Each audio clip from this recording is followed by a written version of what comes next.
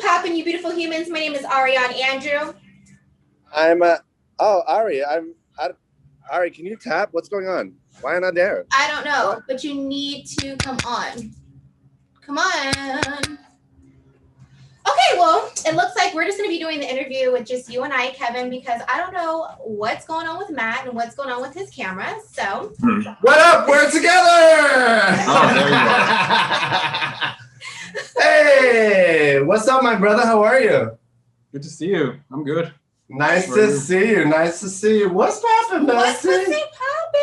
Oh my God. So we wanted to make this a special edition where we have not seen each other and done this for over a year. Yeah, since we haven't been next to each other doing this for a year, and you were our most requested guest. So let's get it poppin'. Let's get it poppin'. Well, without further ado, again, what is pussy poppin', you beautiful humans? My name is Ariane Andrew. I'm Matt Dillon, and welcome to a very special, most requested episode of Sippin' the Tea, where we what, girl? Where we sip the tea and our guests spill that tea! Yes! We got the babies. That's a bite for sure. And we have Kevin Creekman. That is Kevin.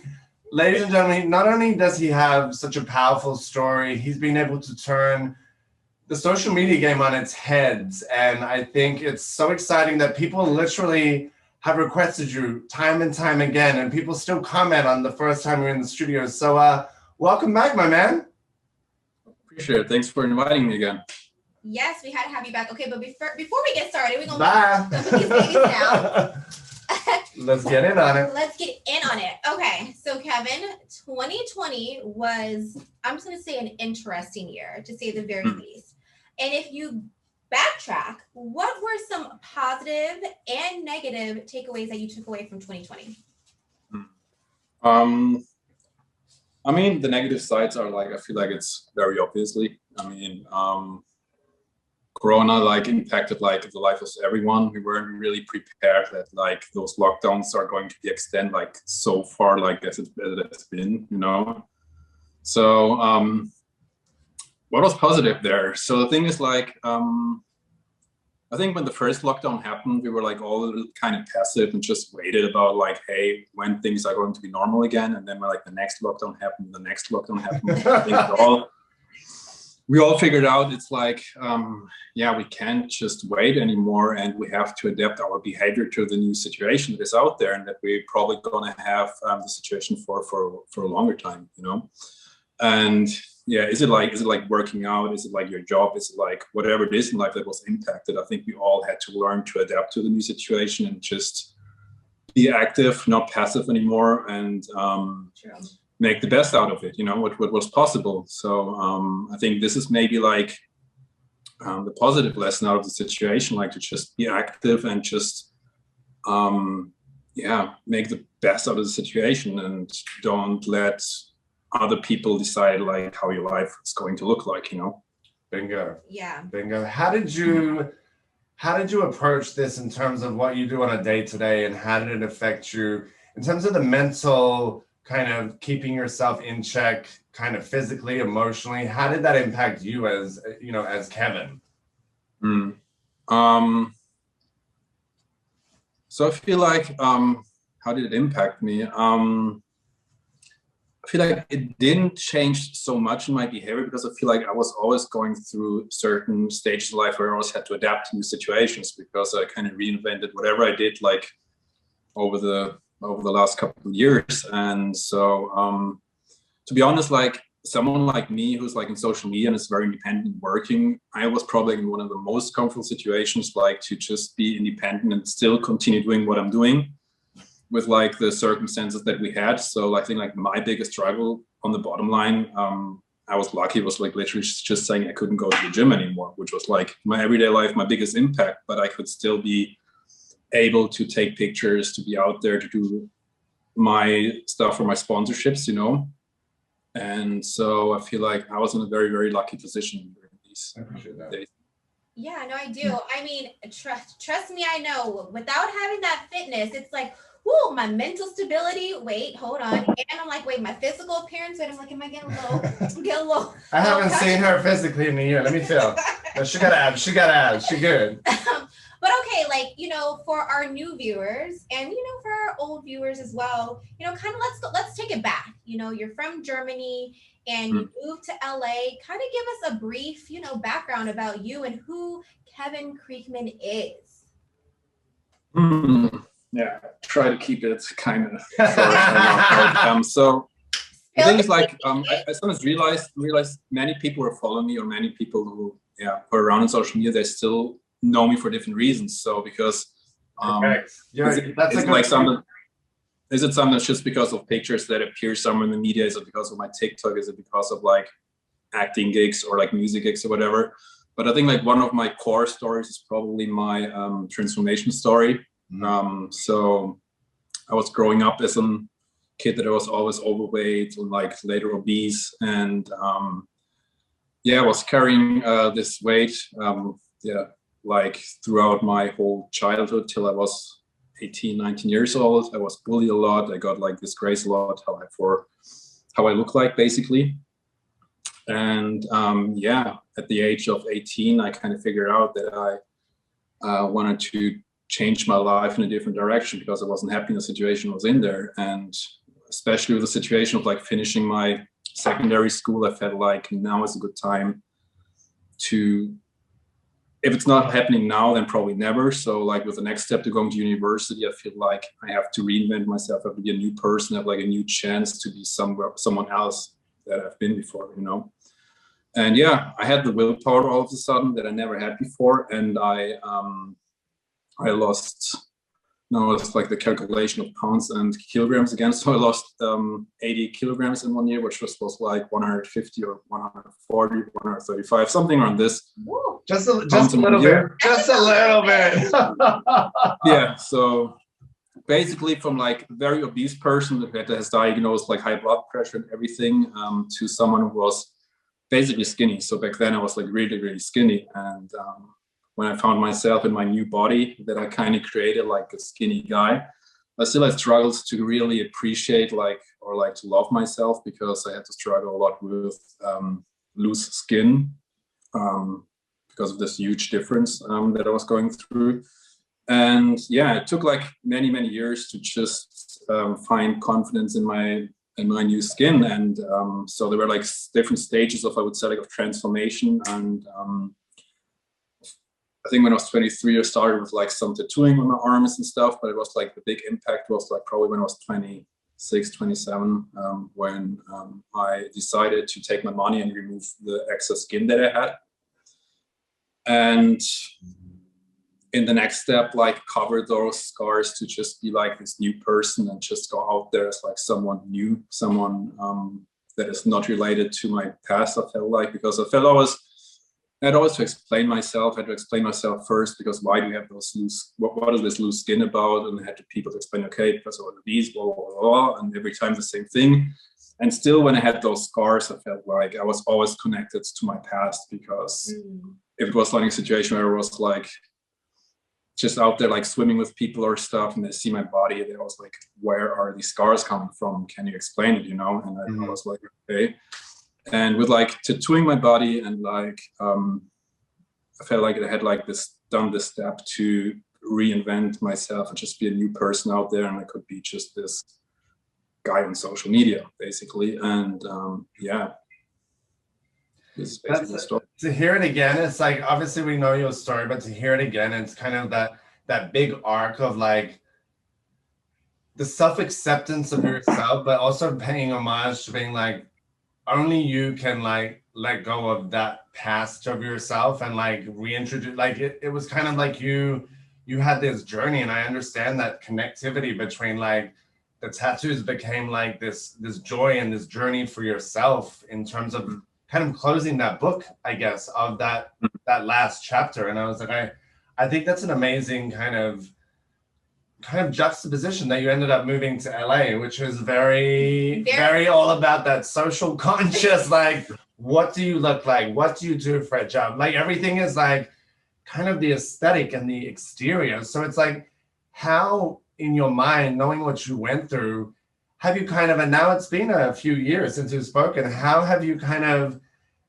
found your groove in LA, and you know LA's filled with a lot of, you gotta like dust off these bullshit. So how have you found your groove, knowing that you've actually gone through and found your inner peace through yourself? So how do you like, you know, how do you maneuver around LA? Because it's definitely filled with some you know, there's good pockets and then there's some toxicity and stereotypes. What brings you joy, and how do you, you know, on your day-to-day avoid that craziness? Yeah, avoid the fluff. I mean, I feel like if you come like from Germany and you move to LA with certain expectations and doing like to do something in the media industry or achieve certain goals in the media industry, it's definitely like just easy to realize that people are not here to settle down and make friends and family on the first kind of place. So I was just very aware of that this city is a lot about like hustling, a lot about networking, of course, a lot about people to try to figure out like how they use other people like positively to get to the next step in their career. So I think like, of course, LA has a lot of people who are focused to just bring their dreams on a certain level. This is why I think like most people are here. But I just like feel like you just have to get along with, just find those people who are like good loyal friends that maybe have the same mindset, the same goals, that just support you, inspire you to do what you're doing. So I feel like I found a lot of people who are doing the same what I'm doing. And we just support and motivate each other. So I feel like since I have this very small circle of good people around me, I feel like very protected and very motivated here to continue doing what I'm doing. You read my mind, and I know that it's like you create your tribe within what you are and kind of block out your vibe matches your tribe. Yeah. Which is super hard. I mean, being born and raised here, it's very hard to find that solid group of people because it's already hard to meet people when you get older because we're not in school. Then LA, you add does this person want to just use me for my following? What does this person want? So that's pretty dope that you have found your group of friends. But I do have to ask, for someone who is handsome, everyone's like, God damn, Kevin is fine. And doing his sip the tea, baby. Sip that tea. I mean, you're a good looking. It's coffee. It together. He knows. Come on, let's not get twisted. Guy. Thanks, I appreciate it. Yeah, and you look at social media and you could be like, wow, this guy has it completely together. But let's be honest. Every day isn't rainbows. Every day isn't a day where you could just be like, oh, I wake up and I feel motivated. So when you feel like you've hit that point, what are some things that you do to get back on that train to keep it moving? To be honest, like I've not very often like days where I'm like really down for something. So since I went through so many different stages of my life where I had to just grow, and then I can look back like where I've been before, I feel like I can always like value what I have today. And with like living in LA, like be able to make my income with like what I'm doing and stuff, it's like really hard even for me like to be really down, to be honest. So I basically motivate myself always like to see like where I came from and where I am right now, and to still just appreciate what I have. And if things are coming up where I'm like kind of annoyed or feel bad, I just have to realize, hey, it's not that bad actually, and you've been through so much worse. You can figure this out, It's perspective. Yeah. And I think you and your story, I think we can all, maybe we don't have the depth of the story that you have, but I feel like we all have those moments where being able to do what you just said, look at perspective and be like, it's not that bad, or being through an arc that's so big already that like sometimes the day-to-day stuff, and I think Kevin and we'll all agree that it's trivial sometimes, and you fall into like the black hole of like, oh, would it be me? Life is like, But it's not that bad. No, it's not. But I mean, I appreciate him for saying that, because it's just a reminder. Because I know personally, I have had some moments where I'm like, the world's coming to an end. Yeah. And it's perspective. And that's your prerogative to do that too. And that's been me. But my saying all the time is when you change the way you look at things, when you change the way you look at things, the things you look at change. It's all about perspective. So good for you for having like such a strong willpower. That's why you've done so well. I mean, most people don't last that long in Los Angeles, especially coming from a different country. So, I mean, my first year was pretty tough, I have to say. Like, also, like my first year, I wasn't even sure. Like, future looks like. But as most people say, you need at least 2 years to really see like what's going on here. And I think my second year was way better. Did we meet in the first year? We met in the first 5 minutes, I think. Yeah, like I just got here, like a couple of months. Yeah, right? I think you really met me like in my first couple of months in LA. Yeah. Yeah. So it was like really, it was brand new. That's crazy. So it's so cool to see the evolution. Most definitely. So what is the legacy now that you've got your grounding with the social media, with your story, and with the platform that you've built and continue to build? I mean, when you said it, when people discover you, there are many ways that they discover you. You could pop up in a tattoo moment, like you're here, it's there. What does Kevin Creekman want his legacy to be? Like, what is the message for those that stumble upon you? Yeah, legacy is a big word. I don't know. But you have a big platform, my friends. So you kind of have worked your ass off to get that.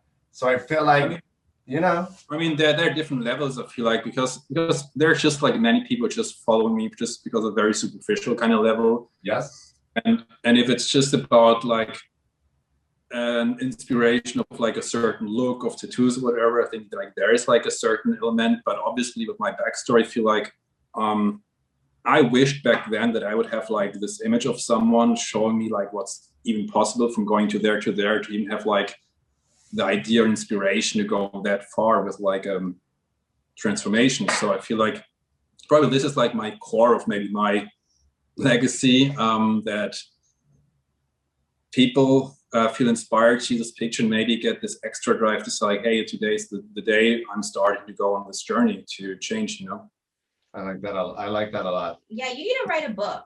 I honestly, you're one of the most humble people I've ever met. But I'm like, I'm gonna reconnect with you. I was like, there's plenty of stuff that we can do. You will leave an impact.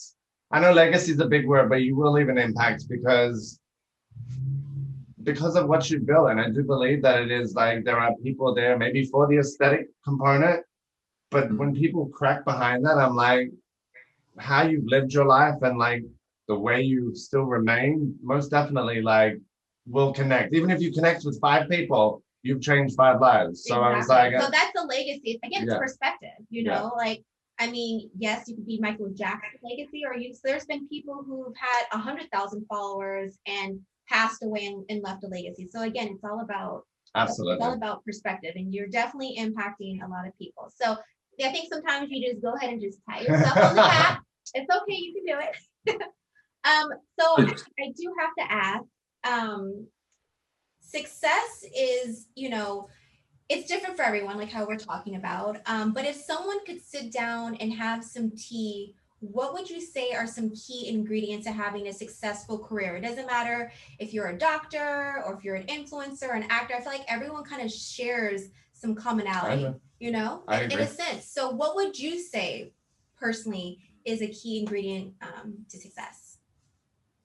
I mean, there are different elements, different measurements. I think like it's a very individual thing. Like, what's your personal success? I mean, many people measure probably success in like the income that they're making. Other people measure success like maybe like how much, especially like people are like in a social kind of structure of working, that they measure like how much impact they make with people's lives or like the world or whatever. So it's a very individual kind of thing. So it's always like measured to your individual goals. But based on your perspective and like how you've had a successful career, well, I guess let me ask you this: what do you think have been your key ingredients to success? I mean, the thing is like I never really planned like when I started to do this to go in this direction that in that amount that I did actually. So I was always growing with like one step to another. So I had like different components to measure my success. First was like just like collecting numbers on Instagram to kind of feel like, hey, my Instagram profile has like a nice following. And at some point, like to convert this following into like income to live by that, And nowadays I feel like my whole social media, like whatever I create is like a whole thing that gives like a whole tool that allows me to be like to do acting gigs, to have like a visa or like now soon a green card to be in America, to do music, to just I'm almost gonna whatever I want. say that I think one of your biggest things to success is consistency. You've always been consistent. Like you look at your profile, it's consistent, and that's super. I feel like that's super important. And again, like your personality. I mean, because looking at you and then talking to you, you would never expect to, meet this super humble person that's super gracious. And then we fast forward to 2 years later, where you could have changed and been like, Ariane Matt, I'm like Mariah Carey. I don't know. You could have, because you've grown tremendously. So, I mean, I think that that's another key aspect to what, Yeah, of course. Like this is when it's about like what I would suggest people to go on the same journey is definitely like, consistency is always the key, and like measurable goals, and like having like one big goal and figuring out the small steps to really reach this goal. And find your niche, find what's possible for you, like not everyone can do the same stuff. So we have to also feel like inspired or like have like goals that are really realistic for ourselves. So I think for everyone is something out there that they will be happy, and we just have to find it. That's good advice, actually. I think that's the greatest advice. Have your big goal, but work out the miniature, the little steps that will get you there. Yeah, and I think that's an amazing takeaway. Yeah. An amazing takeaway. So that being said, that you're on this journey, where do you see yourself? What is your goals in terms of the acting, the music in 5 years? What would make Kevin Creekman feel content, happy, and like, what is your dream inside here? Yeah, you brought already like the two keywords. So the thing is, I think social media is definitely, it's amazing. It's a lot of fun to be able to make like a livelihood out of this. But I also like feel like I just don't want to be known by just like having, many people follow me because of my pictures on social media, but I just don't want that this is like my only kind of product that I post nice pictures on social media. So I feel like I want to be something else outside of social media. So I now like have like some friend. We try to arrange something together to make more step into the music industry again, because this is usually where it came from. So I started social media because of music. This was always my motivation, and also acting. So acting would be like a goal. So I just want to be out there like more like doing more music. So having my gigs and be out there known as a musician, but also like having more acting gigs out there. Which is should everything happen like this year. So I have like certain things coming up, and I'm pretty optimistic that I can maybe make the step outside of this social media box to just be like a so-called influencer or whatever. I like that. Yes, I love hearing that. It's so great to hear people say that they want to expand, because there are some people who have created great numbers but are just like, well, I'm going to keep doing that. I'm like, well, everyone eventually gets ugly. We're all going to get old one day, so you can't do it. Right, speak for yourself, There's only so long you can do it. So I love hearing, and you would be a great actor. I could just see it now. Like, what did we say you would be when we first met? Like the new. It was like Captain America, I think. That was like Captain America. Yeah, that was superhero vibe. But like I see superhero villain. Oh, I said villain for sure. Because his personality is so different. So I can totally see you playing like that villain role and like killing it. I was like, this is good. I definitely see like a change in like the way you hold yourself since we last spoke in terms of like comfortability. So I definitely see like an arc already. So I was like, all right, we'll see you in another 2 years, and we'll, you'll be on the set of a Marvel movie. We got you. You. We'll be on set of on Netflix, honey. Put it out there into the universe. Our connections. So good. Okay, so should we? We're gonna do some rapid fires real quick. Rapid fires. Bring them up, girl. Okay. What is one fun fact about you? Fun fact. Rapid. Oh. Come on, quick now. Oh God. Pass. What is your biggest pet peeve? I don't like when people are eating like very loud. So smacking, yeah, that. Smacking. Okay. Okay. Celebrity crush. You asked me this already last time, and I'm still at the same position. Like I don't have like a specific celebrity crush, to be very honest. He hasn't changed. I probably have like more like like male icons than like females. Okay, like people that you emulate and look up to. Okay. Okay. Yeah. That works. Okay. All right, we're gonna round it out. I think this is the best one. Okay. What is one message you would like to tell your fans? I mean, I always like motivate people just to say like that everything is possible, you know. So it's a very simple and cheesy one, but this is like probably like the core of my story. We're gonna have one more. If you were granted one wish, if you were granted it, what would it be? Thing is, like, it sounds kind of very simple, but I almost thought like really what could really impact my life a lot, where I feel like I start maybe losing like my motivation, or like I'm not happy anymore. I feel like really like the core that we should be all aware of, that is really like the most important, is our health, you know.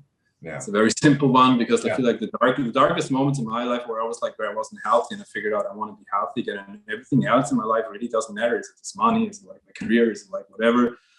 Like, I think I just wish everyone that we're all healthy till we're old, and then we're at our time. After the last year, I agree. I think health is well.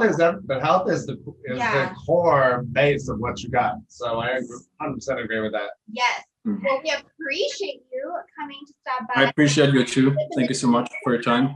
But before we log on out, for people who are living under a rock, let us know where we can follow you at. Yeah, you can follow me on Instagram. Tag is like @the_Creekman, or I think like TikTok is my next media that I use a lot. It's like @KevinCreekman. Yeah, you can find me. All right. Where can people follow you, girl? You guys can follow me across the board at Ariane Andrew. And where can people follow you? Not doing 983. I was like, we're real close to each other today. We are. Yes. Thank you for being here for our. No, thank you for your time, and thanks for inviting. This was a reunion with you because you were one of our first episodes, and I came in from Miami. So till next time. Until next time, guys. Obviously, like, subscribe, welcome back, and comment. Thank you. And for our audio people, of course, we are on all digitally streaming platforms. But we will catch you guys same time, same place of another episode of Sippin' the Tea TV show. Bam.